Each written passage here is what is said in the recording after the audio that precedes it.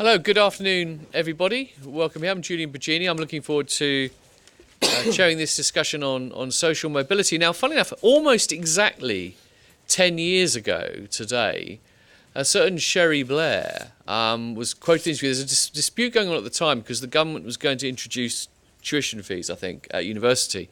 And she kind of rather unhelpfully for her husband intervened in this debate by saying that if it weren't for free education, she'd still be a shop worker. She'd probably be a shop worker, which is very interesting because that opened up a whole sort of set of interesting issues around social mobility, because more than one person piped up and said, you know, you're saying that as though it were a bad thing. What's wrong with being a shop worker? You know, some of the nicest people I know are shop workers. Is there some, you know, this kind of strange sort of snobbery which says that if you're born into sort of the working classes, then, you know, your choice is either to stay there and be doomed or damned doing this kind of thing, or you rise and join the lofty heights of the middle classes and start, you know, doing all the things the middle classes do. Your Waitrose club card is kind of your sign of success.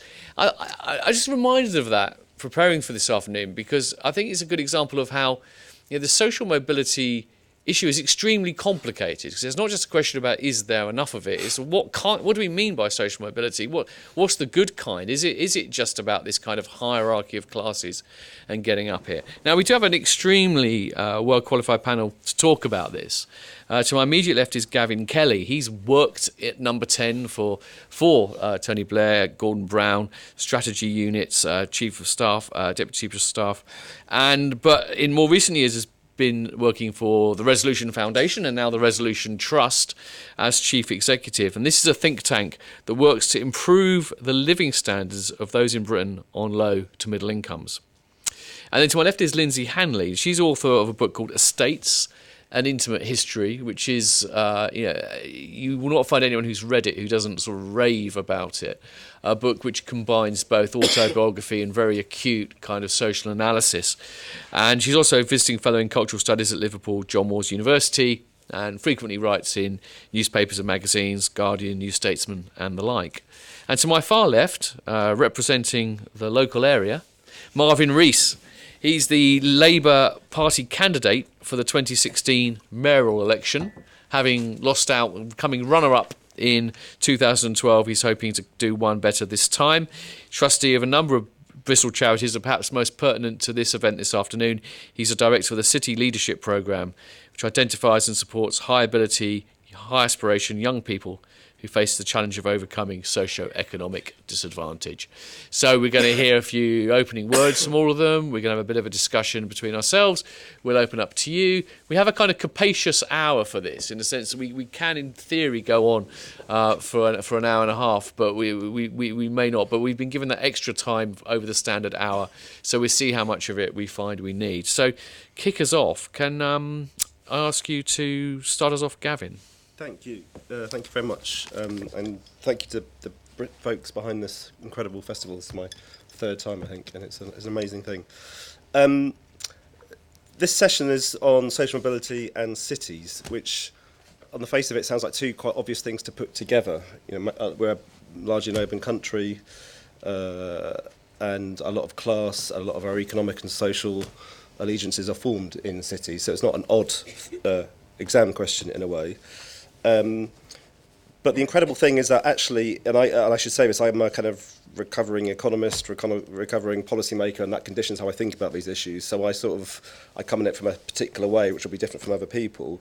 But the incredible thing is that we in this country, we spend millions and millions of pounds, tens of millions of pounds on research on some of these questions.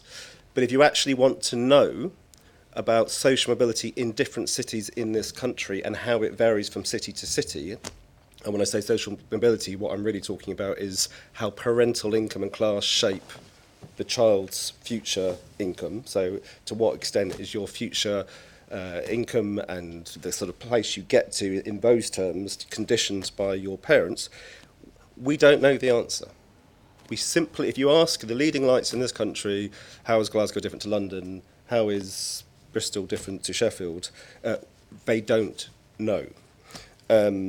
And I suppose I want to sort of do a few things with my very few minutes I've got. I want to say that's a problem. I want to say something about a really, it's geeky, but it's important, a really path-breaking study which has just come out in America, which looks exactly at this issue in the US and says some interesting things. And I just want to sort of say what that might mean for us. Now, the first thing I should say is the easiest thing for me to do in my 5 minutes would be to come along and depress the pants off you, to give you 5 minutes worth of utter misery about every statistic there is about social mobility, because that is easy to do. And I've been given strict orders not to do that, but that would be my natural default. So when you all stand up and say, why the hell didn't you say X, Y, and Z, I'll come back and say more about that later. But I'm trying not just to do that. It's also the case that most of the stuff on social mobility that we talk about in this country is wrong, or wrong in the sense that it's outdated and old, because most of the data is based on people who were born in 1970. So it's old, or I should say it's middle-aged, but it's precisely the same age as me. It's about people born when I was born and how they did compared to people who were born 12 years before them. That's the standard approach, and because some people born when I was born did a little bit, had slightly fewer chances of getting on relative to their parents, people say social mobility has stalled or gone backwards. The thing that no one ever talks about is all our data is national, so we can't shed light on different places, different big cities in this country.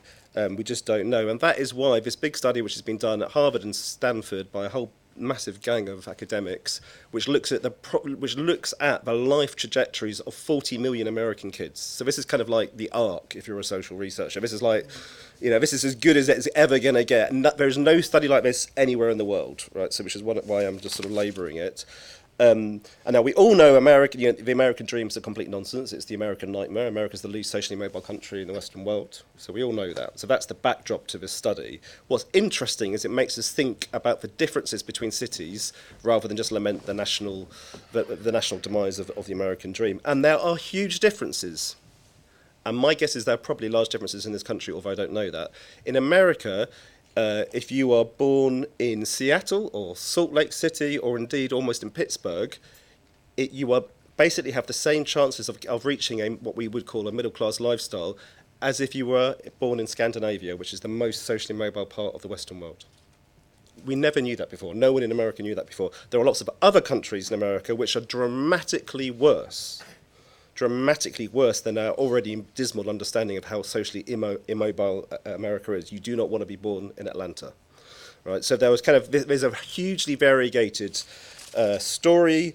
This is for poor, the very poorest kids. Your chances of getting to a middle or above income in your life varies by more than a factor of 3, depending on these different cities. I could go on about this, but it's sort of path-breaking stuff. Now, why is this, and what does it mean for us? The people who've done this work have come up with a set of explanations which they think can account for most of the differences, and I'm going to really skip through these very briefly. Some of them are very relevant, some of them I don't think are so relevant because we're different. Race is a massive issue in America, which will surprise probably no one in this room. It is also an issue in this country, but it's much more complicated, the raw findings are less powerful, and they're more nuanced. It's white working class kids who overall do worst in school, but people who are from black and minority backgrounds in this country face a big punishment in terms of where qualifications get them to in earnings. There's discrimination of some sort in the labour market. It's a different story in America and much bleaker, so that's a big deal, and to a degree different. Social segregation, just in terms of poverty levels and how concentrated they are, is a massive factor in American cities and has a hugely negative impact on social mobility. Urban sprawl, apart from being a pretty unpleasant thing for lots of other reasons, is an absolute enemy of social mobility. Cities which are spread out with large areas of low-income groups, not cheek by jowl by other groups, are the very definition of socially immobile cities, and you can infer from that what more socially mobile cities look like. All these cities have lots of poverty in them, so this is not about saying some cities don't have poverty and other cities do. All these cities, Pittsburgh, if you've been to Pittsburgh, a lot of poverty in Pittsburgh. So this is not about whether places are poor or not. That's all controlled for in this. And social capital and the intensity of civic interaction, which is measured in different ways, also counts for a lot, controlling for everything else. Right? So there's something about the level of social capital in different cities which varies a huge amount in America, which is powerful as well. Now, I'm just going to briefly say a few things about what we do know about the UK, other than the fact that our national story is a miserable one. There are some things which are really interesting about the UK, and these are just sort of me, these are partial understanding. So there are interesting things that have happened. I live in London, I've lived in London for a long time. Since I started my working life, when I started my working life, London was one of the worst places you could be born in this country as a working class kid if you wanted to get a good education.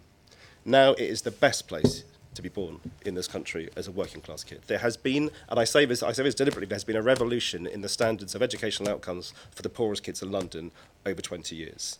I never ever thought, I used to work in education policy, I never thought I would say that sentence, and it is true. There's almost, in some of the poorest boroughs in London, there is almost no gap. There's almost no gap between how free school meals, kids who get free school meals and all the other kids perform. That is staggering. In other parts of England, just to give you context, if you're in Buckinghamshire, the gap is 40% in terms of your chance of getting what's called 5 decent GCSEs at 16.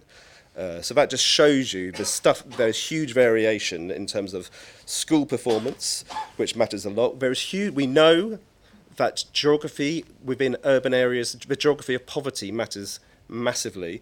If you control for if you control for household income fully, you control for household social class, and you control for the intake of a local school, so all those things are controlled for, just the density of poverty in a neighbourhood is one of the most powerful predictors as to whether or not a kid's going to achieve well at school, taking account of all those other things.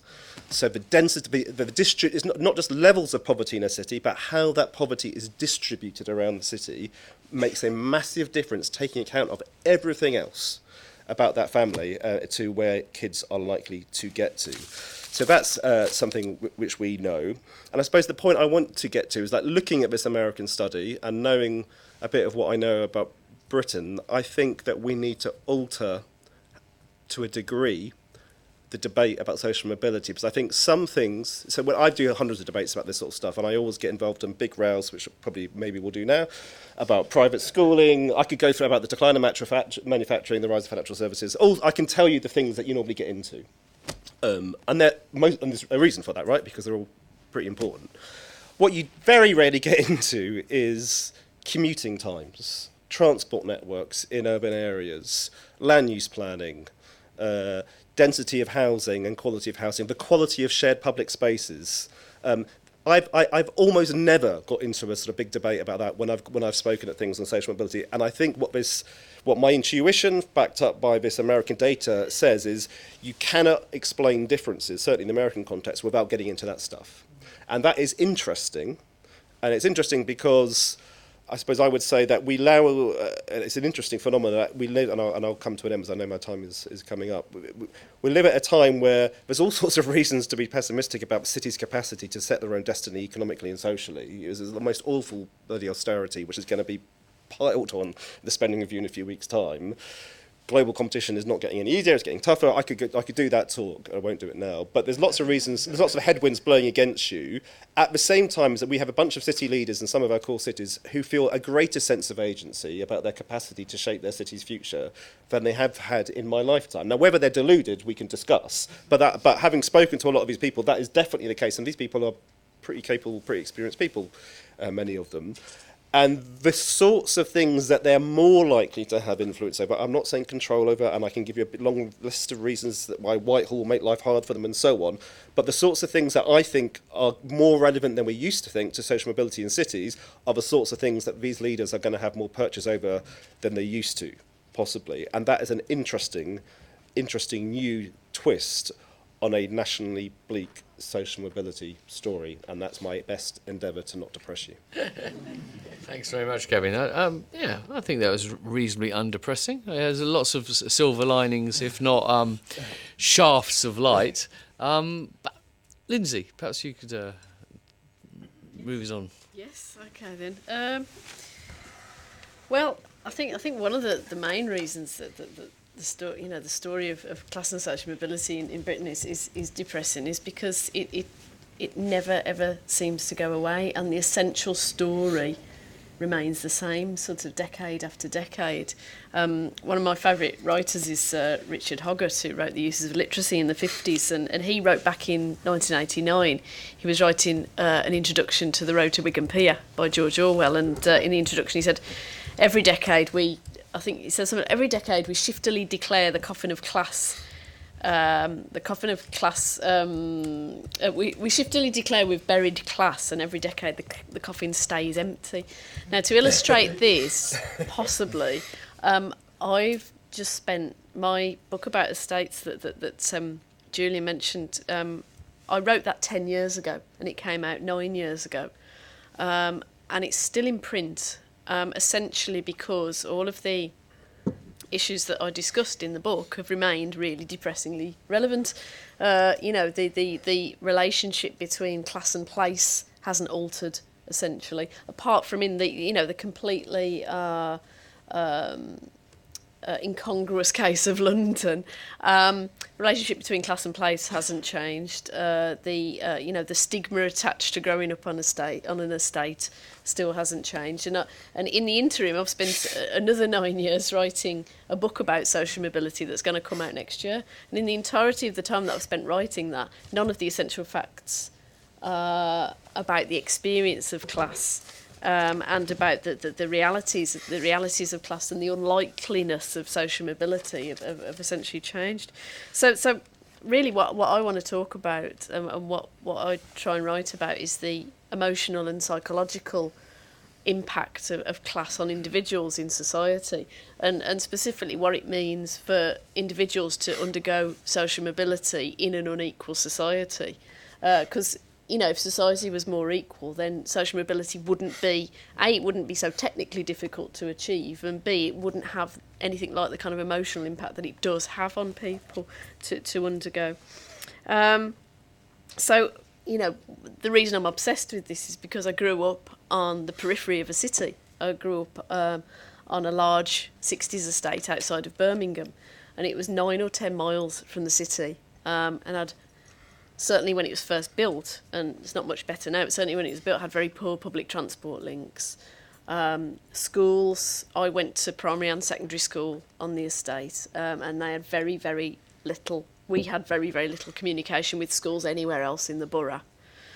The experience of being in the estate was, when I wrote my book, I used a phrase called the wall in the head, which I nicked from the Germans about when the Berlin Wall came down. It was a sense of psychological barrier to the kind of riches and resources of the West experienced by East Berliners, even though the physical wall had come down. And I felt that this is exactly what I'd experienced growing up on an estate that was kind of born of the city, born of Birmingham, and yet was cut off from it in so many ways.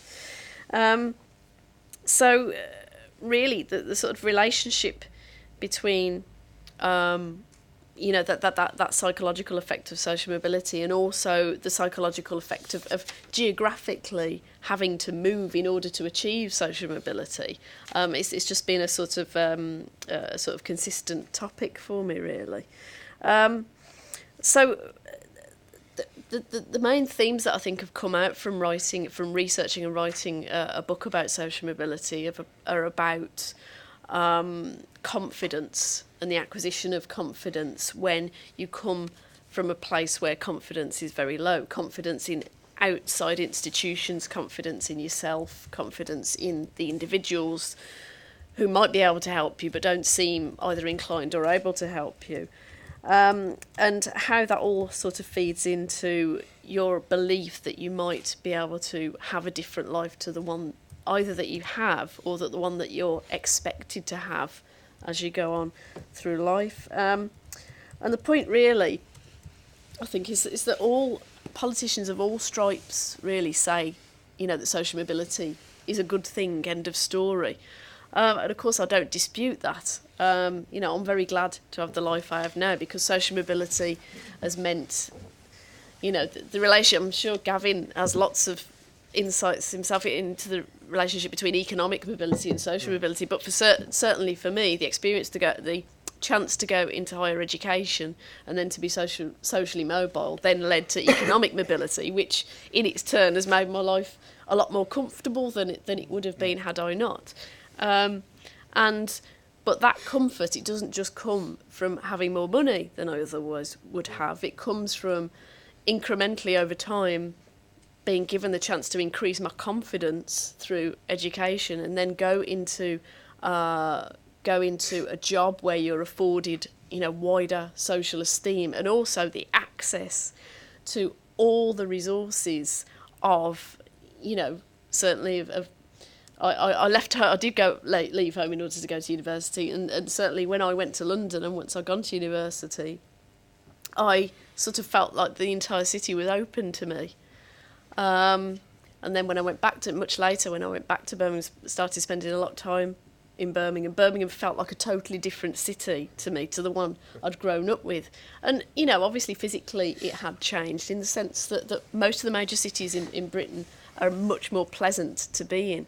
But my question, really, coming back to Birmingham, since I've had children and spending a lot more time there than in previous years, is does it just feel nicer to me because I'm now middle class? And did it feel sort of once sort of distant and grotty and partly inaccessible when I lived, when I lived in the West Midlands, and when I lived on the outskirts of Birmingham, because I wasn't middle class at the time? Would Birmingham have felt different to me had I grown up middle class? So all these things I'm really interested in. The main thing really is, like I said, the politicians present social mobility as being unequivocally a good thing without ever mentioning or taking into account the burden that's borne by individuals going through that social mobility process in an increasingly unequal society. And as Gavin said, London is a place potentially to be socially mobile if you're poor and working class and growing up there, and you go to one of the many, many excellent schools that are now, state schools that are now in London.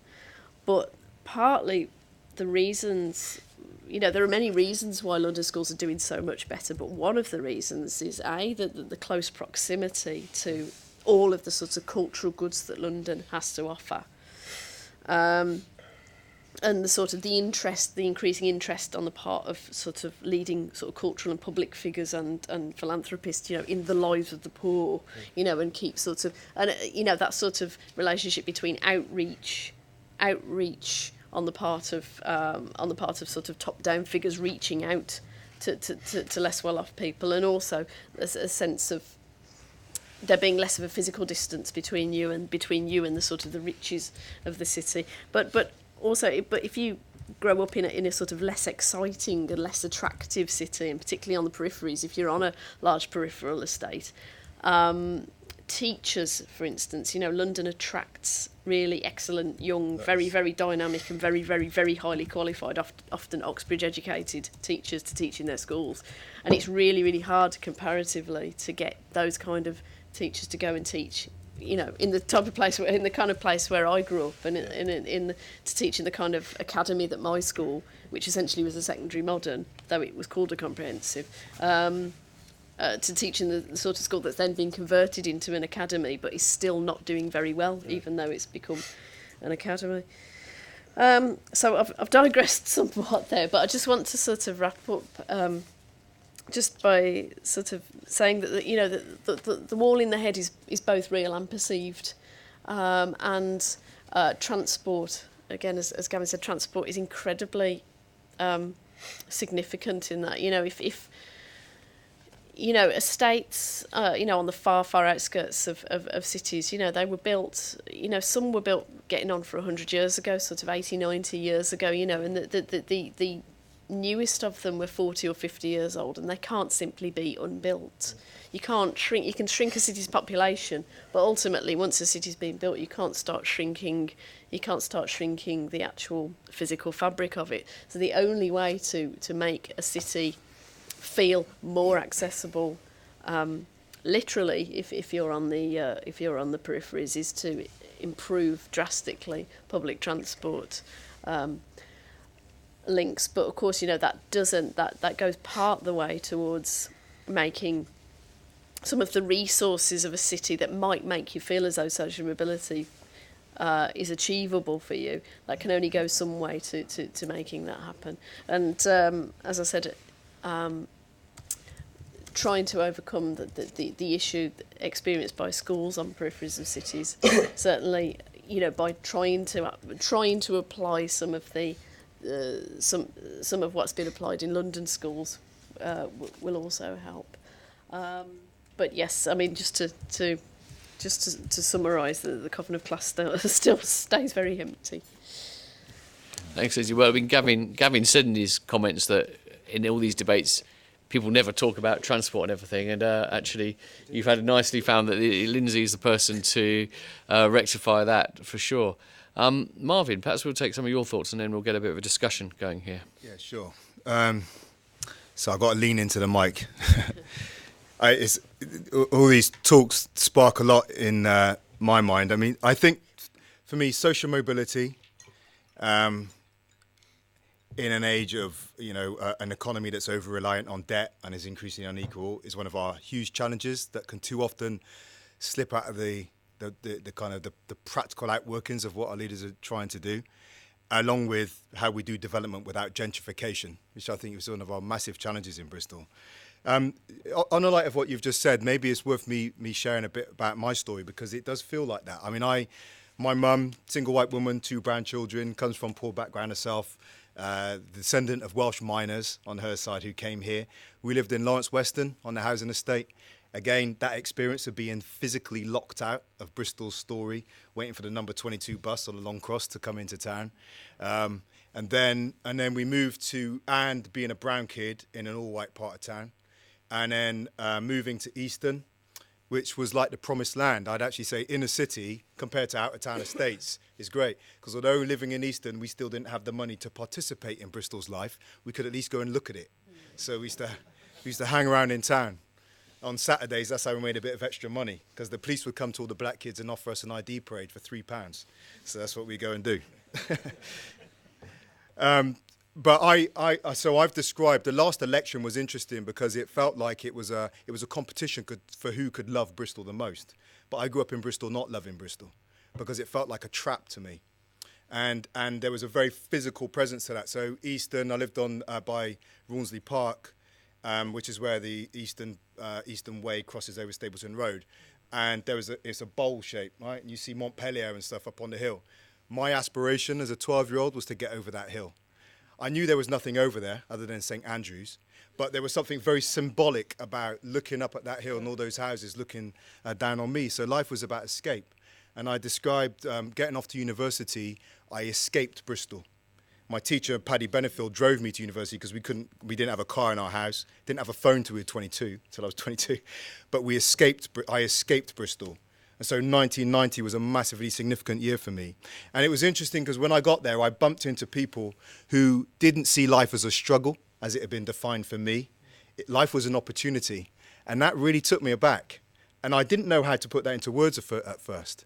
But it was remarkable. And I think that actually plays out into how people approach opportunity and challenge, and where they think they deserve to be. I actually wanted to be a Marine officer, so I used to go away on trips up to the Lake Districts with the Marines and the Army as well. They come asking me to join them when they found out I wanted to be Marines. And I'd be going, I'd be the only comprehensive school kid. And again, I bumped into people who just assumed leadership. I used to have to make a decision to be in charge. They just stepped up and did it. Without more talent, I might say, and was quite clearly people who were unable, who ended up becoming Army officers. That's a big part of how I've come to see this journey. And I must read your book, because I've then ended up living in this kind of limbo. You know, I've got 7 brothers and sisters. Some are neats. My dad is a bit of a St. Paul's player back in the day. My family is still of that world, and I'm not. And I'm running, and I'm doing what I'm doing. So it's a very strange existence. So social mobility burns deep for me. So let me just share some reflections. First of all, I just really want us to confront the fact that it's a reality, as we know. A couple of years ago, a report that I've shared with a number of people came out from the Social Mobility and Child Poverty Commission. And there's a few lines in it that I think are a massive challenge to us, okay? It says, but in the UK, those from high income backgrounds are far more likely to have high incomes as adults. our examination of who gets the top jobs in Britain today found elitism so stark that it could be called social engineering. The sheer scale of the dominance of certain backgrounds raises questions about the degree to which the makeup of the elite reflects merit. Feeds back into my experience. So when I got to university, I felt this incredible sense of inferiority to a lot of the guys that I knew. I played rugby, and a lot of them came from private schools and so forth. And I used to feel very inferior to them. It was the film Good Will Hunting, if you've ever heard of it. There's a beautiful moment where Matt Damon says to the Harvard guy, he says, one day you're going to realize that your parents dropped 100 grand on an education you could have got for $1.50 in late charges at the public library. And from my mind, I wish I'd known. I was talking to my friend about this the other day. I wish I'd known, because when people were talking down to me as this kid and they were making jokes about crime and coming from the inner city, I said, if your parents dropped 150 grand on your education and you're at the university with me, yeah? Who's gone on the journey here? Where's the evidence of resilience? And in our leadership program, so we identify high ability, high aspiration young people from disadvantaged backgrounds. And one of the things we say to the businesses in Bristol and the people that we want to invest in this program is, this kid comes from the care system, they've been homeless, and look at that, they get A's, right? And they still have amazing aspiration. If you want to know evidence of someone with resilience and the ability to overcome, what would happen if we put something positive into their lives? What would they be able to achieve? And we say that to the young people too. Some people would have fallen apart under the pressures that you've been through, and you're still delivering. So let me just share a couple of thoughts about how I suggest maybe over the next hour we talk about social mobility. And the first thing I would suggest is that maybe we stop talking about social mobility and we talk about social immobility. Because I think that when we talk about social mobility, we're talking about, what happens is a number of people get together and we talk about how can we create some opportunity. Yeah, if I scatter some opportunities across the population, then some people in Hartcliffe and Lance Wiston and Withywood are going to take those opportunities and they're going to rise up the ladder. But for me, when I start to talk about social immobility, it forces me to start thinking about the very real blocks there are to people getting on. This is not just about individuals not taking up opportunity or the even smattering of opportunity. It's facing the political reality that there are clubs and there are structures, and some people are not invited to those clubs and those structures and those opportunities. And I want us to face up to the political, which I think is a political aspect to social mobility. I think the second thing I would say is, the way I like to talk about social mobility or social immobility, I feel the need to say this is not a personal attack. To me, the real conversation about social immobility is like talking about race. And when I talk about race, I often say, look, I'm mixed race. I'm not going to go home and give my white mum a hard time for being a white woman. But nevertheless, we do have to talk about white privilege. When we talk about social immobility, we're not just talking about people at the bottom. We're talking about people at the top. And while social immobility may be bad news for many people, it's actually good news for some. Because it means not only that good people don't go up, it means that less than competent people don't come down. And in some sense, it gives kids from certain backgrounds a free rider into those positions. Hence the comment, to what extent does our elite reflect background rather than merit, which I think is a massive challenge. And that may fall in this room. And I'll come to it, but I've given a talk and I've said to some of the leaders of some of Bristol institutions, this has to land somewhere. And at some point, the leaders of our institutions have to look around at people in their top echelons of their organisation and say, to what extent do the people around me reflect the best talent in this place? And to what extent does it represent a group of people that come from a background that simply know how to navigate the world, to create opportunity, know how to approach it?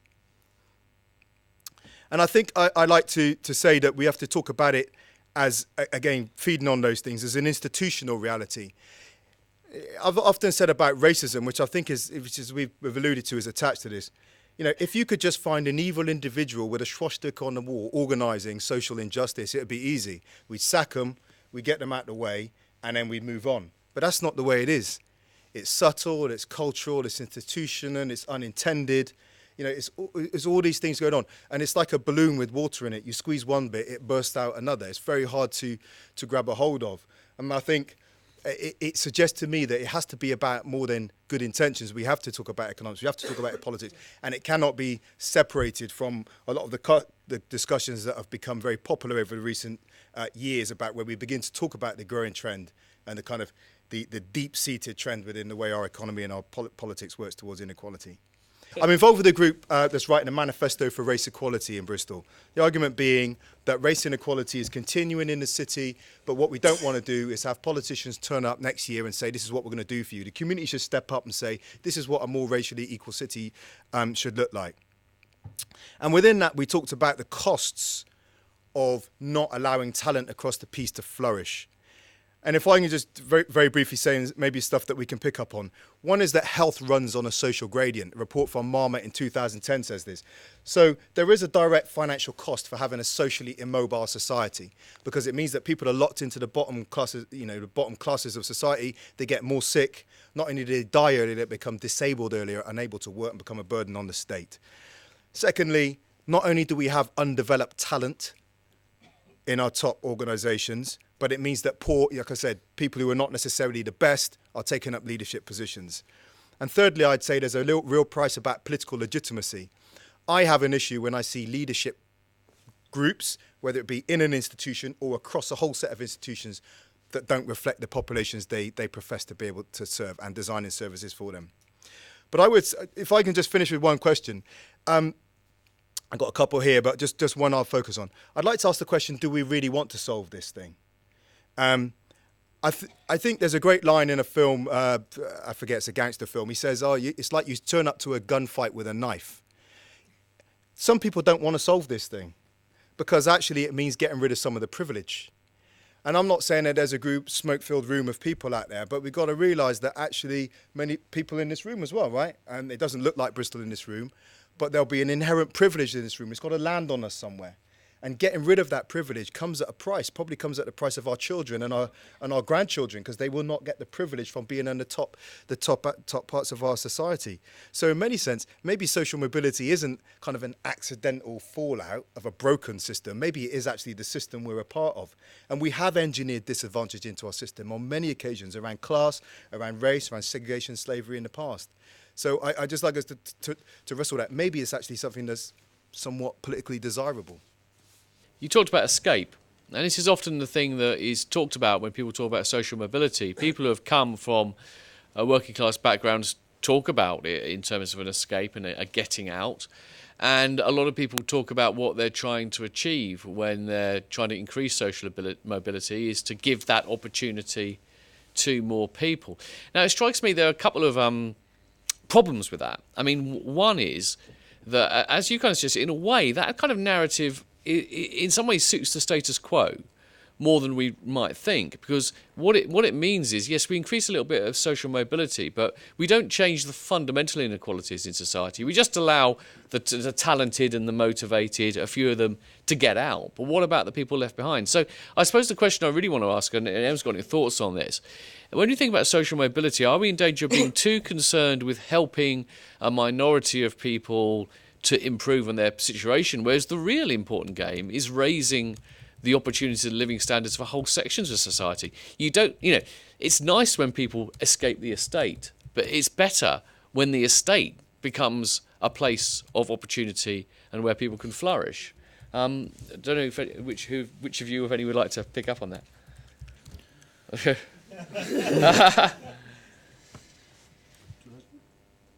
Shall I Gavin. break that to me? Yeah.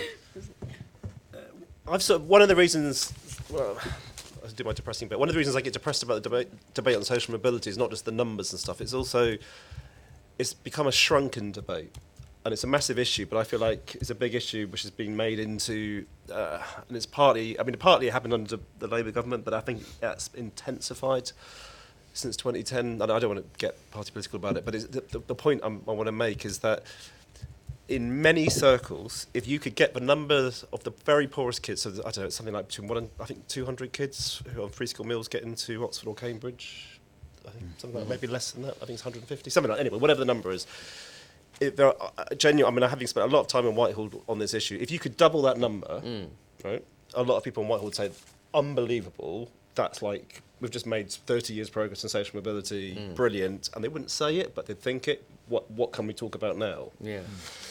If we double that number, of course, look, do I want Paul Townsend kids to be able to go to Oxford? Of course I do, right? But would that change the world in a meaningful way for millions of people? No, it wouldn't. It'd be a better world, the margins. Of course it would. I'm not being sniffy about poor people. I went to university and so on. So, it definitely has become a much smaller debate. For me, it's the majority. It's a horrible word, but it's a majoritarian debate. This is about two things, and they are both very important. It is about raising the opportunity for the great majority of people to have a higher absolute standard of living than they had some years ago and their parents had. So it's an absolute improvement at the same time as you're fixing the odds. You're fixing the odds so they are not so stacked against a poor child getting higher up in society in income terms than when I was young. And you've got to do both of those things. If it becomes a pure zero-sum game, so it is simply there is a fixed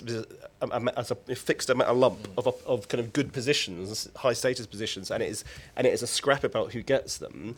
Then obviously I'd want to improve the odds, but that is politically, that is an incredibly for all the reasons I think that you were referring to. That's an incredibly hard thing because that you are literally having to wrench away in a very direct and obvious way opportunity. No, we do need to do some of that, right? I want to see some of that, but the only context in which you can do that is if most people feel that the opportunity for them to improve their standards of living are rising.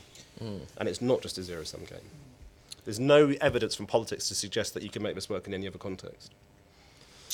When I used the word escape, it wasn't necessarily about escaping place and people, it was about escaping that feeling of powerlessness and the lack of choice. That was absolutely. There's a great line, and I'll switch with my reflections on race. But there's a great line by H. Rap Brown from the US in the 60s. He said, "We weren't fighting to go to school with white folks. We were fighting for equality." And I think and even King flirted with the idea actually that maybe segregation for a while was wise because integration meant integration into powerlessness, not to equality. You're a black teacher in a segregated US. You become a cleaner in integrated US, and that wasn't a good path. So it's not about the people. To me, it was about those inequalities of power and choice and privilege. The way that looked to me was about access to a university education, and so that was the only pathway out. But I still see my school friends who did different things, and talk about the psychological impact. It's refreshing, It's you can step into this world I'm in now and it's like I'll tell you, when I meet another working class person, I like, oh, thank you. There's something that goes on where you lock eyes and you think we know what's going on, and that's probably, maybe I shouldn't say that because I alienate loads of voters. But it's true, right? I mean, it's just what happens. I went to a school reunion the other day, and it was I just felt free in a way that I don't always feel free. Well, that's usually that relates to your wall in the head thing, doesn't it, Lynsey? That you kind of, when you move on and enter a different social world, in a sense you bring that social world with you, don't you? You don't actually ever really leave it behind. And what does that make you feel about what is left behind? Because on the one hand, I mean, this is very difficult, I think, because on the one hand, you don't want to be kind of condescending. No. On the other hand, you don't want to romanticise. I think there's a real difficulty in thinking sort of properly about what this means for the majority of people for whom this is the reality. But yeah. No, I mean, you just got to be sort of as truthful as you can, sort of, just constantly to sort of examine your own reactions to things really and think, well, am I looking at this? Am I looking at any situation from a point of view of how I once would have looked at it, or am I looking at it from a position of somebody who when it comes down to it went to university? It's longer ago now than I went to university than the amount of time I spent growing up on the estate where I grew up. I left home when I was 18. I'm 39 now. I've officially spent more time middle class than I spent working class. What does this mean? So it's I mean, in terms of just as Gavin said, really sort of raising a level of opportunity across the whole of society to the, the old sort of union members phrase was raised with your class and not above it, wasn't it? And what I've sort of tried to investigate in a very sort of long and sort of tortuous and meandering process when I've been writing the book is trying to work out, well, in order to aid that process of rising with your class, does it mean that an individual who has been socially mobile should then sort of return literally to the place they came from in order to disseminate what you've learnt from the middle class world, and to sort of say, well, these are a few tips, I don't know, or do you advocate politically for more wide-reaching social and economic and political change, or do you simply sort of accept in a day-to-day way? Because there's so many, I do social, there's a bit of a sort of there's a bit of a chestnut going on really at the moment, particularly with the release of these reports from the Social Mobility and Child Poverty Commission, which is that social mobility no longer exists. There was a golden age of social mobility in the post-war period, and now it no longer exists. That is not the case. There are still lots and lots of socially mobile individuals within a broad structure of social immobility, and that has always been the case, and it continues to be the case. So I meet people my own age and younger who are going through this process or who have been through this process. And the question is, where is the tipping point where so many individuals are sort of coming up through the ranks to professional positions and to influential and publicly influential positions where actual change can occur. I mean, there's one thing Gavin said which I thought was very interesting. He talked about empowerment, and I think you all alluded to this in this sense that. Actually, one of the we tend to think in terms of economic opportunity, earnings, your earnings compared to that of your parents, but a lot of the problems to do with social immobility are to do with lack of empowerment, feeling you have no control over your life or not enough control over it. Do you think perhaps that's something which historically we've missed that as an opportunity, that if we think more about ways of extending empowerment to people, we might get there in ways that sort of mere economic kind of redistribution may not help. And sort of sub-question to that, I don't know whether anyone has any thoughts on the idea that people perceive that the simple sort of like wealth redistribution through welfare benefits and everything hasn't really worked, and in lots of ways has actually even reinforced social immobility because it creates dependency traps and so forth. So a couple of thoughts there, but really the core question here is about, what does it really mean to talk about empowering people and how central is that? How do we do it? Well, I'm sorry. Go. I was just going to say, I mean, the basic thing is, if you haven't got enough money to pay your bills, that completely cuts off the thought of any thought of social mobility in the future, because you're concentrating on the basic thing in front of you. So wealth redistribution through benefits to an extent can have a massive effect, because it actually allows you just to breathe and raise your eyes up just for a minute, because you're not simply focused on eating and staying warm enough. There are other ways in which universal or more or less universally applied benefits, if you want to use that word, or cash payments can help, such as the education maintenance allowance. The EMA, I was just looking at the details of it last week, because I'm just finishing my book now. It raised people's attendance rates from the lowest income backgrounds by 7 to 10 percentage points. It raised it meant that more people stayed on, and it had people testified to this to the Education Committee in Parliament after it had been stopped, that it had an absolutely massive effect on their motivation to stay and to do well, because it said it was a literal and concrete representation of the idea that the state actually cared about you, or that people in power cared about you enough to try and do something for yourself, to contribute yourself and to make something of yourself. So it was a kind of it was a movement towards independence and not a creation of dependence. You know, something like the EMA. I'm going to weep into I spent 2 years of my life working in the EMA, so Oh, I'm right. going to weep into the microphone when I just tell you it was one of the better moments. This is the educational... Educational maintenance allowance, which was a cash support that lower income kids who stayed on in educational training post 16 got as an entitlement.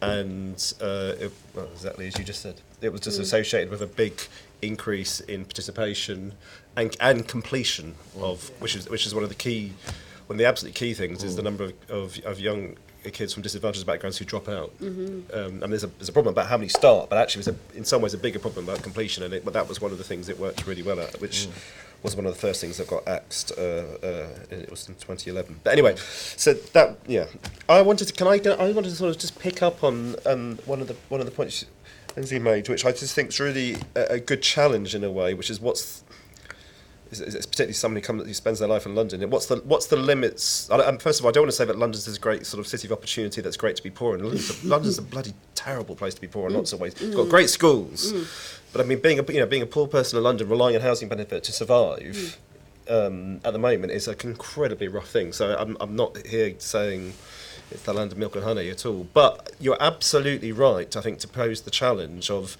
what can and can't we learn from the London experience in relation to education, and what does that mean for other places? Because London is this incredible global city, and that if you are an enterprising head or deputy head or subject teacher, you can reach out to all sorts of people with goodwill. And I've seen this from people who've worked for me who are now the heads of, French or geography or whatever in big London schools, and they can. I mean, these are enterprising people, but they can. What they bring into the school is completely mind-blowing. I mean, I never in a million years experienced anything like that in my comp outside London, and it is incredible. And so there is, and that obviously is not something which is going to be replicated everywhere. Which takes me to my wider point, which is if I sort of want to sort of speculate, almost to provoke, I feel like there is scope to be more optimistic about what you could achieve in some of our big urban cities than we have been, because it's not just the case that everyone wants to live in London. There are, I've lived and worked in Sheffield, Edinburgh, and a number of other cities, and they are fantastic places. I love to live in them, and you can attract all sorts of people, and there are all sorts of resources which are not, I think, going into schools particularly that could be. On the other hand, I'm actually more pessimistic now about, if you really want to find what social immobility looks like in this country, go to like the North Kent coast or somewhere, where it is incredibly hard to get the sorts of people you're talking about to go to work in those schools. I mean, in part because they're secondary moderns, which is itself a kind of complete catastrophe for social mobility, but also it's just a lot of people don't want to live there. These are places which are declining in a rapidly growing country in terms of population. Population's actually falling in some of these towns. And it's hard to see how the things that make me feel more positive about the sort of social mix and the resources you can put into schools, about transport or networks and so on, the things that make me feel more positive about London and indeed Manchester and indeed Glasgow don't apply. They don't apply, and there's lots of other places around the country I could point to as well. And I think that I can foresee, in terms of the prospects of working class kids escaping what happened to their parents, a greater polarisation in opportunity between big cities and sort of in small towns, particularly coastal England and obviously in some former industrial areas in the north. But before Marvin comes back in, I want to pick up on that because it's interesting that the London schools thing, it counters certain sort of narratives. I mean, first of all, we're used to hearing that if you want to predict the academic achievement of a child, that generally speaking, it's much more significant to look at the income and class of their parents than anything else, right? And so that leads to a certain fatalism. And there's also the view that, of course, income. And yet in this one example of education in London, we see how putting the right kind of resource into the right kind of service really seems to have an impact. And maybe that just in a sense is sort of like offers a bit of encouragement that if you choose your intervention wisely, maybe there are more opportunities around there. And I don't know if anyone has thoughts about what other similar opportunities there might be. But Marvin, you've been waiting to come back in, I think. Okay. Correct me if you haven't. No, I can see.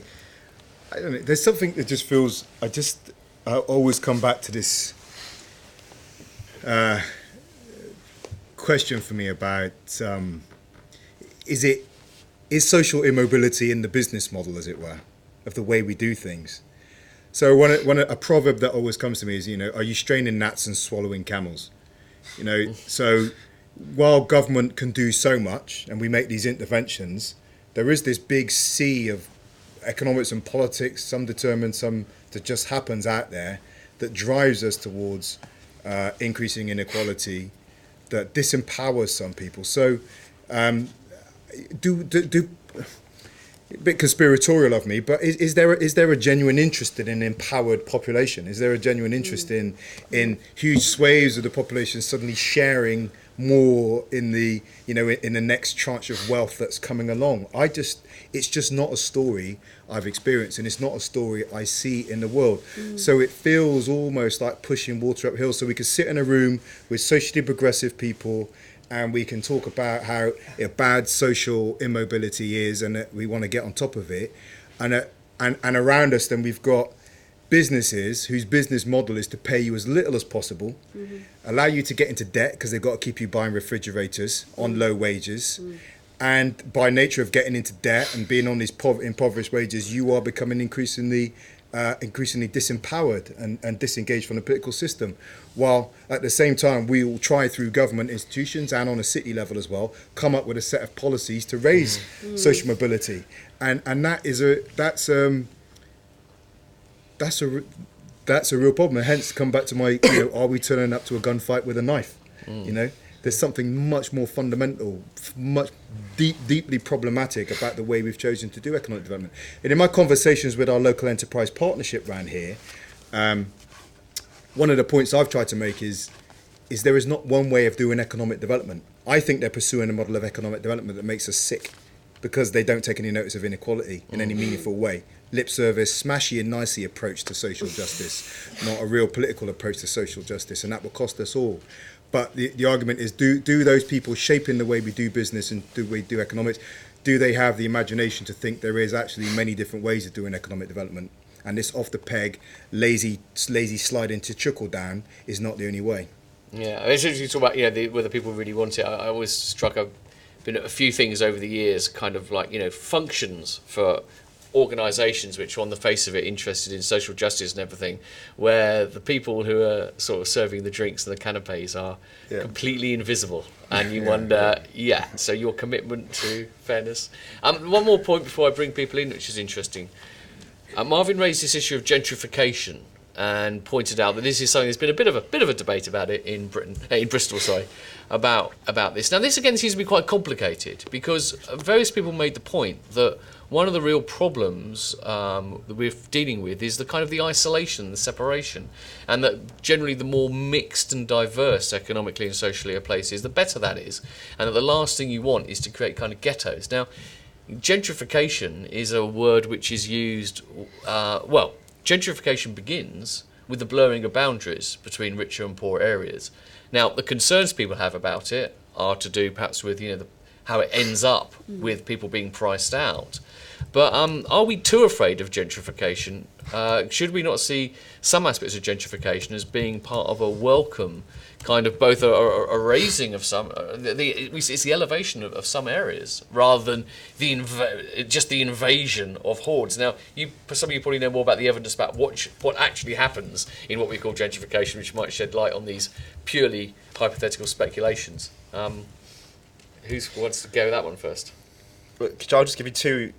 To reinforce your point and to challenge it, I'll give you two anecdotes from London. One is the positive, if you like. So I remember being involved in planning new schools in London. So I'm sorry I'm banging on about London, it's what I know.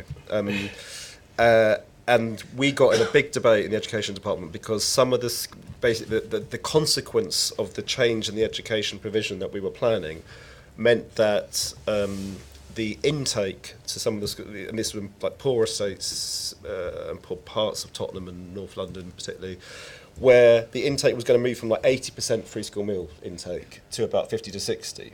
And there was a big row about whether this was sort of sort of social engineering to sort of. Now, but the preschool meal kids were going to over time go out to other places, but it was going to lead to a redistribution, if you like, of the poorest kids and a greater degree. Still very poor schools, right? 50-60% free school meals, but not almost universally so. And and I think we got it right. So we argued, look, this is a good thing. We should, it has to be managed carefully, but actually more mixed schools is going to be a good thing in the long run. And I stand by that. And that was a bruising row, particularly with the Labour Party at that time in that part of London. So that I think to a degree that connects with what you were saying. I totally agree with that. But then I read another version of gentrification is when I walked through Southwark. Right? Southwark's a really poor part of London, central London, just south of the river, really poor. And you just, when you see affordable housing starting at £1 million, I'm not making this up, right? You can't qualify for any of the Help to Buy. The Help to Buy is a joke anyway, frankly. But you can't, it goes up to 600,000. But you can't qualify for Help to Buy for a bedsit in these buildings, and none of the properties are sold in this country. When they do the first 50%, which gets sold, which allows them then to complete the development, 100% of that happens in far-flung places around the world. And that's a form of gentrification. And there's just sort of no version of that story, for me, which is a positive story at all. I mean, I know the economics of housing is hard and you need to raise capital because it's not coming from other places and so on, but that is just... That can't be. We're having a debate about social mobility. There is no version of that which is a positive thing for social mobility. So there are. I mean, that's an extreme example, but it's a very real one. I mean, that is a big deal in central London right now, and there's not like one or two of those things. There's loads of them. That is the primary form of new housing development in a big borough in London. So this is. So it depends. Yeah, so very Orwellian about the fact that affordable housing could nowhere be got on a national living wage. No. Lynsey, do you want to come in on this? You don't have to. Well, I suppose I have very mixed feelings about.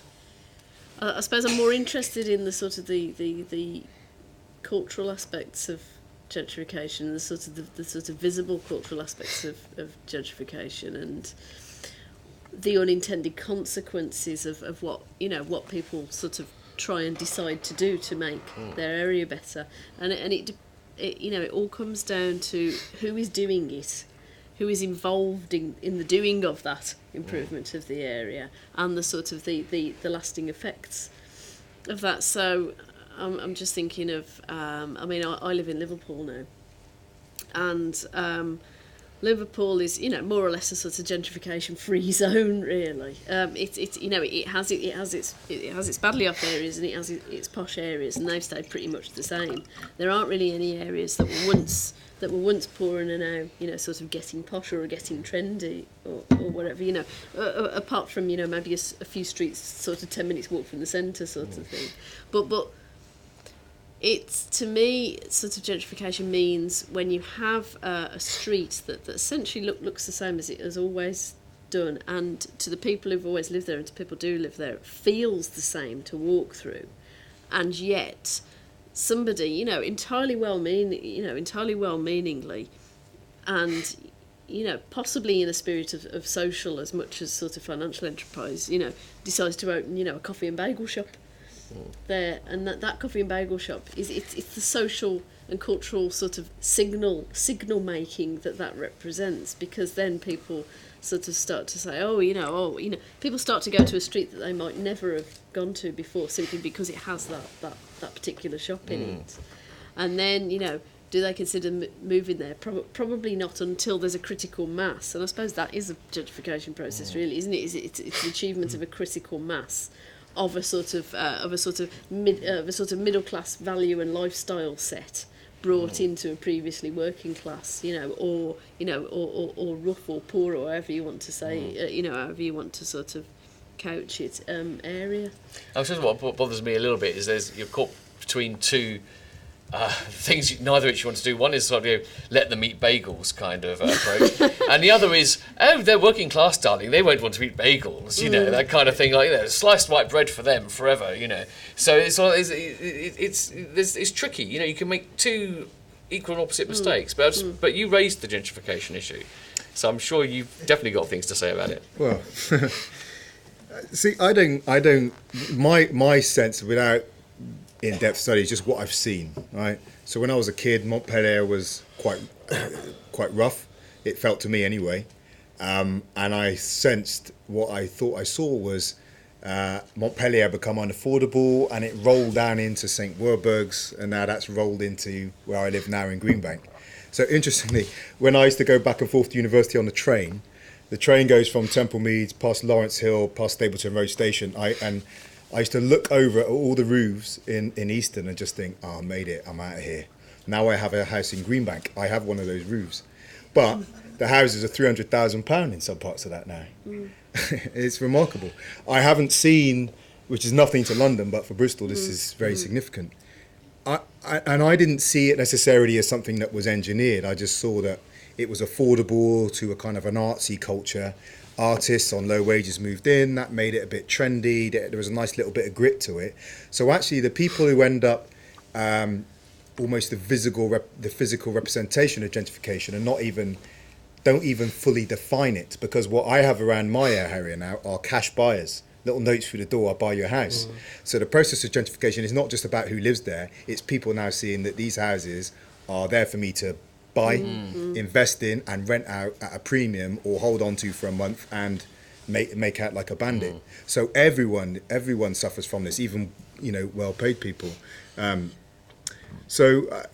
mean, I think the other thing about it that makes me frustrated is it's not. I wrote an article about this a little while ago. It's not about having stagnant communities for me. It's about when people being pushed around the city is an outworking of their relative powerlessness.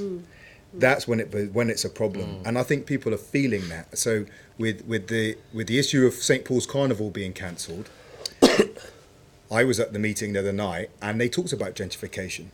The cancellation of Carnival is another potential outworking of Jamaican people, and not just Jamaican, but people from St. Paul's losing their physical and cultural foothold in Bristol.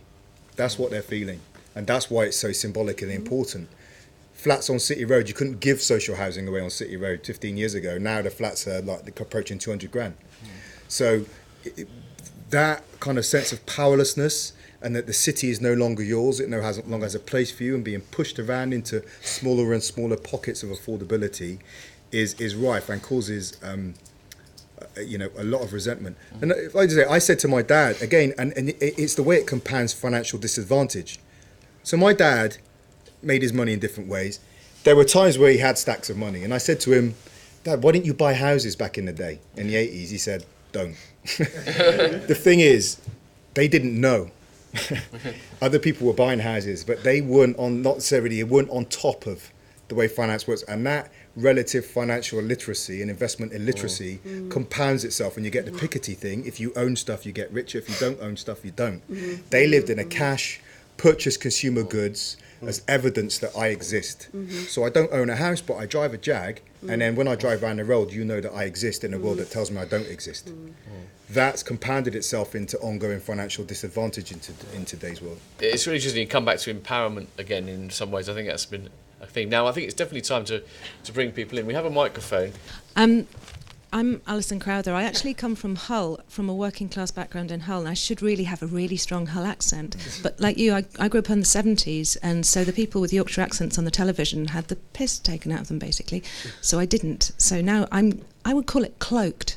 And I think that a lot of people, like Star Trek, we go round cloaked.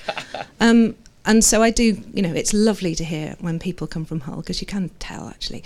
And when people come from the working class, that's brilliant. So the thing about that is that I notice that I'm really different from some of the people that I work with, in that my aspiration isn't money and power, because I didn't grow up with that. And in fact, I came up with the opposite. My mum was very, very concerned. She used to ask my friends, she's not getting above a station, is she? So that's the little voices that are in my head are saying that kind of thing. And the same has gone on to the next generation. I asked my nephew, what do you want to be? You're going up to big school. What do you want to be known as? What do you want to be? And he thought for a while, and he said, kind. And I thought, oh, you see, yeah. I mean, for me, I think that's great, but it's not this, it doesn't make you go high, and it doesn't give you power, and it doesn't give you money. Is that really what we want? I don't know. There's something there, but and so that melds very well with what Marvin was saying. Yeah, thanks very much. Do you want to come back on that at all, or Should we take it? Yeah, let's take another and then another. Thank you very much. My name is Robin Hambleton. I'm an academic at the University of the West of England.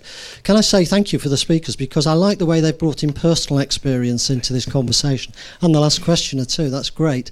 I want to be a bit cheery. Can we not look at experiences where mobility has been really successful? I'm thinking now of the Scandinavian countries, Sweden, Denmark, Norway, Netherlands, where you've got high taxation, you've got high quality of life, a lot of redistribution of wealth, very powerful local authorities, 70% voter turnout in elections, local elections in Swedish cities. As we look around for ways forward, can we, maybe the panel might comment on some inspirational examples. It's good to analyse the obstacles and the problems, but could we have a few examples of where real progress has been made?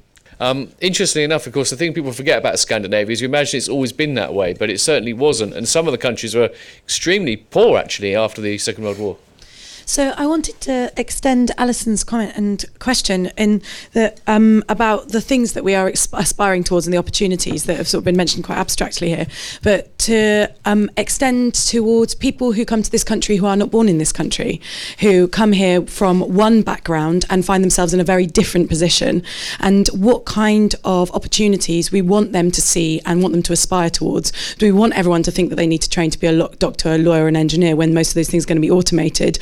Or do we want them to be kind, or do we want them to work in climate issues, or do we want them to work on the land? Like, I think that there's a real, there's always this idea that going up is just something that needs to happen for people who are born here, and there are lots of people who are coming here and we need to know what message we're giving them in terms of what up is. Okay, let's take some responses to them. Just a quick one from Etche, the invisibility thing you talked about.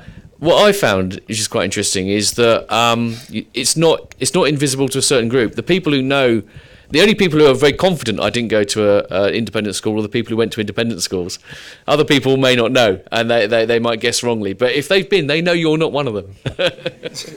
God, who'd like to respond to any of those 3 points, or questions arising? Gavin.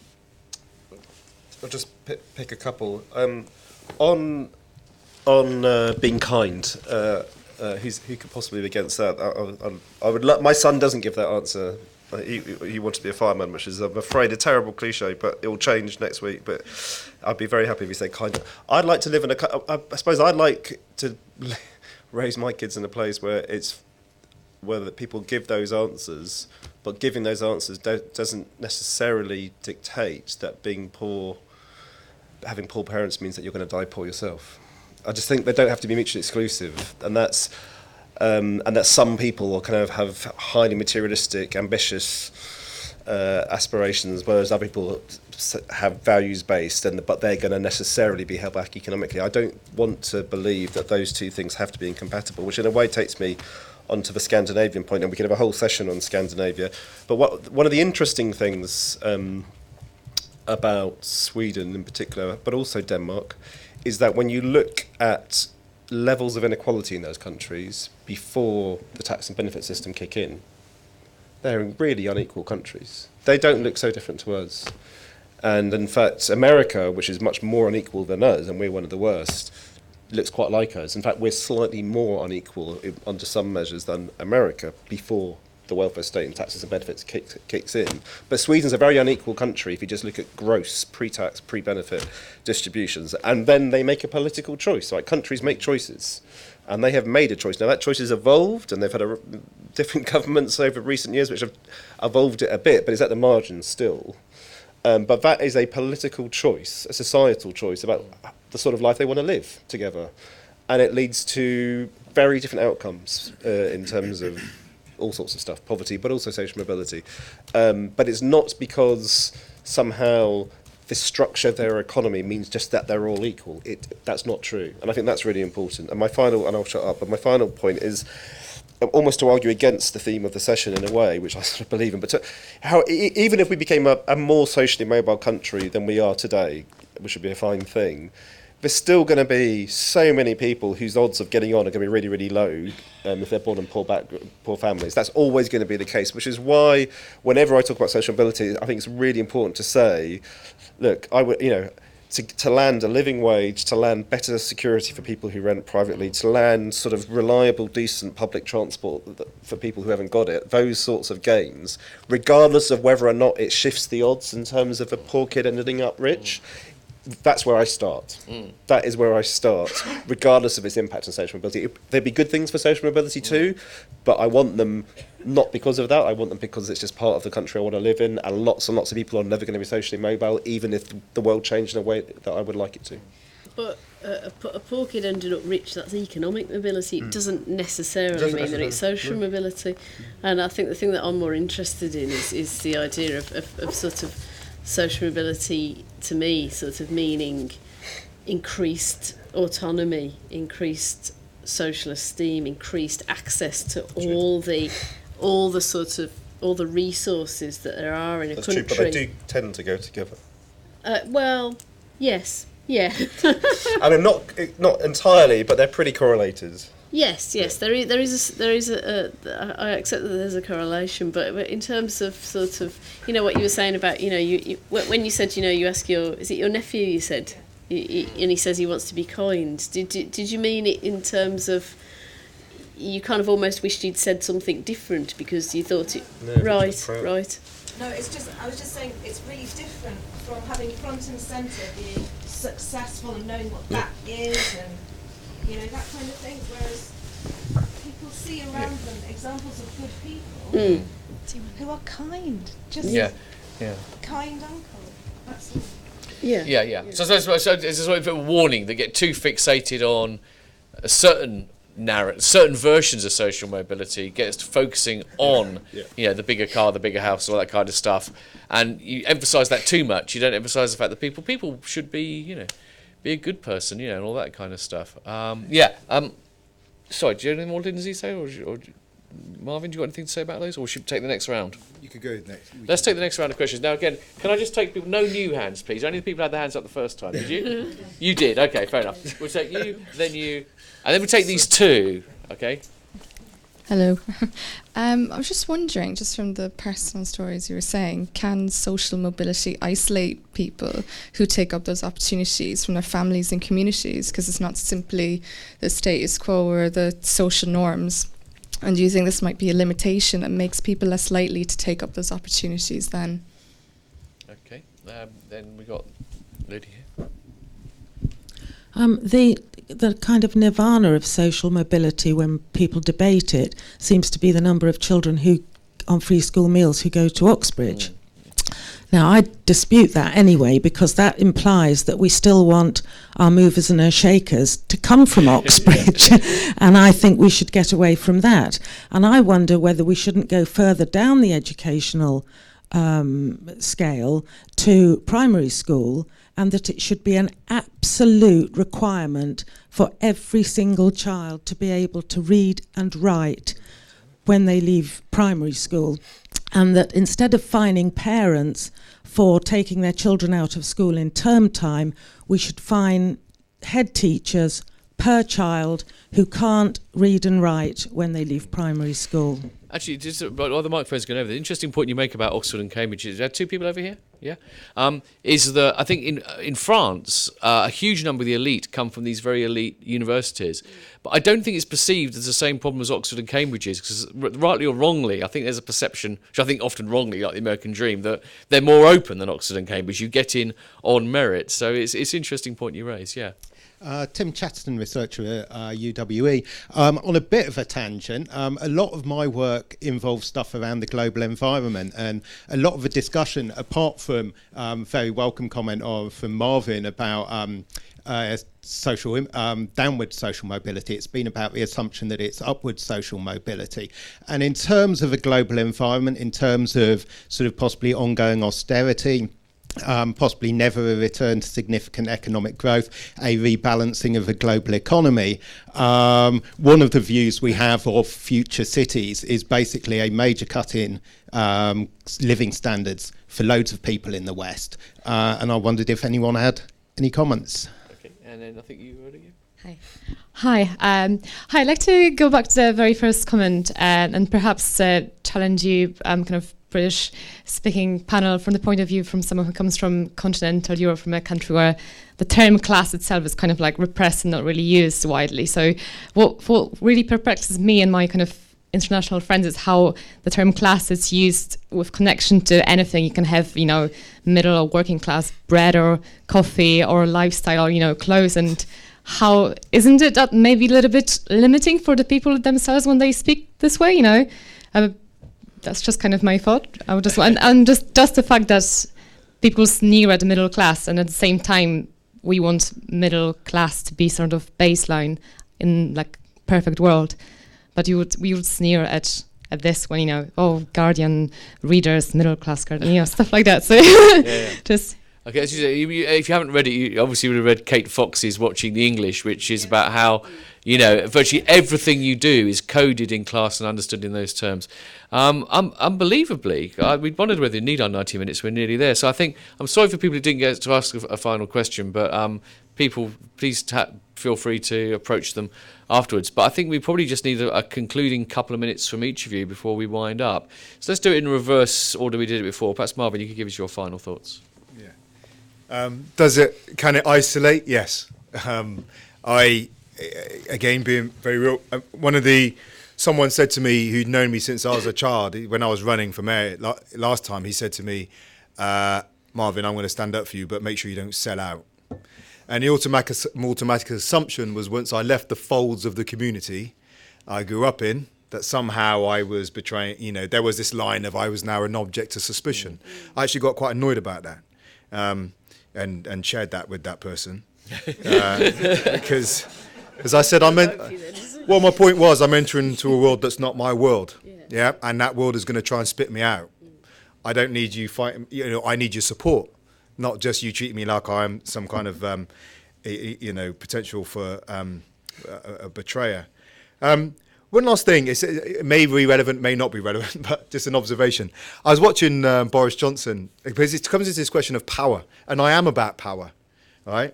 And I think that Martin Luther King, again, I love Martin Luther King, but many people who know me know, Martin Luther King said, we've got to get comfortable with talking about power, because that's what the world is about. And I want to be nice and so forth, but a young lad came up to me, I got a phone call the other day, a kid who grew up with me was very badly treated by the police. He ended up being locked up for 12 hours. It was absolutely outrageous. And me in my position was able to go down and say something, right? And I had to explain to the police officer that one of the reasons why this guy responded so aggressively he didn't fight, but he responded verbally aggressively, was because he felt disempowered. And he knew that the only time he would be able to assert his dignity with this officer who was abusing his power was in that moment in time, so he had to swear. I know that I can say, oh, you want to carry on like that? All right, I'll see you later. I'll be down the station, I'll text the chief constable and I'll talk to the commander and we'll make this right. That sense of power and standing in community is absolutely essential. So it's not just about having a big car, it's about my sense of dignity and my sense of equality, which is why this is a political question and we have to get to the way society works, because it cannot just be about individual choice and philanthropy and doing nice things for poor people, because that unequal power of relationship exists, and we've got to get beyond that. And when I look at someone like Boris Johnson, I was reflecting recently, why is it that I'm so intense, right? And I look at some people like Johnson and I think they go around so light and fluffy. And I think it's because they know that even when they're not doing anything, they're staying rich, their friends are getting richer, and they got power. Whereas I know that if we don't keep moving forward, we're going backwards. And that must create space for you to be incredibly relaxed about your life and a life of your friends. But we've got to get into the machinery. We've got to talk about immobility as a real political, and I love the fact that you say it's a political choice. It's not just something that's inevitable. Yeah. Okay, Lynsey. Oh, crumbs, I can't top that. You can just second it and move on, that's fine.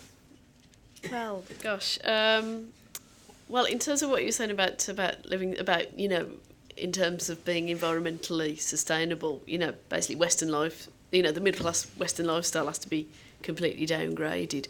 Well, there's an interesting sort of class codifier sort of situation with that relates to your question, which is that, you know, often sort of being green and being really assiduous about your recycling and also really significantly riding a bike rather than riding a car is an indicator of high social status as opposed to low social status, and particularly having a bike. I read a really mind-blowing report, I think by the I think from the London Mayoralty, or from the City of London, basically sort of showing, after interviews with many people from all sorts of backgrounds and all sorts of ethnicities in London, that to be a cyclist in London, you basically have to be white, upper middle class, male, not necessarily of a high income, but it helps. But to have the sort of cast iron confidence that, you know, Bojo rides a bike, doesn't he? Mm-hmm. He doesn't need to ride a Jaguar in order to show that he's yeah. And so in terms of a reduction in living standards, I mean, basically, you know, creating less carbon with your lifestyle, isn't it? It's that's something that sort of an increased level of social mobility across the board could actually help with, because you know, it's in tandem with higher level of education and therefore higher level of confidence, higher sense of cultural capital, meaning that you can pick and choose what you do in terms of, you know, middle class bread, working class bread, you know, you know, I think it sort of goes back to, you know, sort of George Orwell complaining about, you know, he always complained that you know, socialists wore sandals and drank orange juice. And, you know, I think sort of, you know, the sort of the socialist utopia is kind of, you know, for a working class person who's made it, often seems like a real kind of hair shirt, you know. Yeah. And that's another sort of aspect, you know, that I've tried to sort of look into in my book, really. Thanks. And finally and briefly, Gavin? I'll just briefly pick up on the point about primary schools, which the lady, I think, in the front row made. The first job I ever did was I used to teach numeracy and literacy to adults who with basically no numeracy or literacy skills whatsoever, and you'll never meet, statement of the obvious really, but you'll never meet a less empowered group of people than people who are in their 30s, 40s, 50s, some of them actually in their 70s. All of them had left primary school without those skills, and it's a kind of, in a way, it's a motherhood and apple pie point to make about education. But if kids don't leave at the age of 11 with those skills in place, then everything else that we've spoken about, everything else that I've said, everything you might say about the structure of the economy, all bigger, wider political choices won't work. That's the kind of, everything I know about all the evidence we have is that if you failed at 11, it's very hard to recover. You're running up an incredibly steep hill.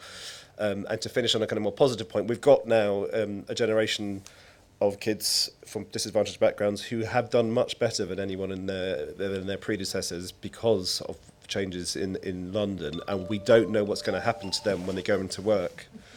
And we're about to find out. And I suppose the biggest tragedy of all that I can imagine would be to see the gains that we have seen in my city thrown away when those people make first contact with the world of work. Would be an absolute catastrophe. It would prove every bleak outlook you could think of about social mobility in this country to be true. On the other hand, if those kids keep on progressing in a way that their previous generations haven't, then we're in a different place. Okay, well, I think it's been extremely interesting. I think there's been an appropriate level of discomfort about the conversation, because I don't think this is something you can talk about and never be completely comfortable about. And if you want to continue feeling uncomfortable about it, why not discuss the issues of social mobility in a watershed bar over a glass of Tempranillo and a plate of calamari strips? Now, very nice, by the way. Lynsey's book Estates, which is fantastic, and I do strongly recommend it to anyone who hasn't read it and to people who have. It's going to be available at the end of the corridor. She'll sign it. I think there might be one of mine there as well, which I recommend not quite so warmly. No books for sale from the others, but Google them away. They've both written things that if you want to find out more about their views, and of course work of the Resolution Trust and Foundation, easily found online. Thanks for your contribution. Sorry we couldn't get all of them in. It's never the way. 90 minutes isn't enough, and an hour isn't enough. 2 hours wouldn't have been enough either. But thanks very much for me, and if you just join me in finally thanking the panel for their great stuff. Thank you.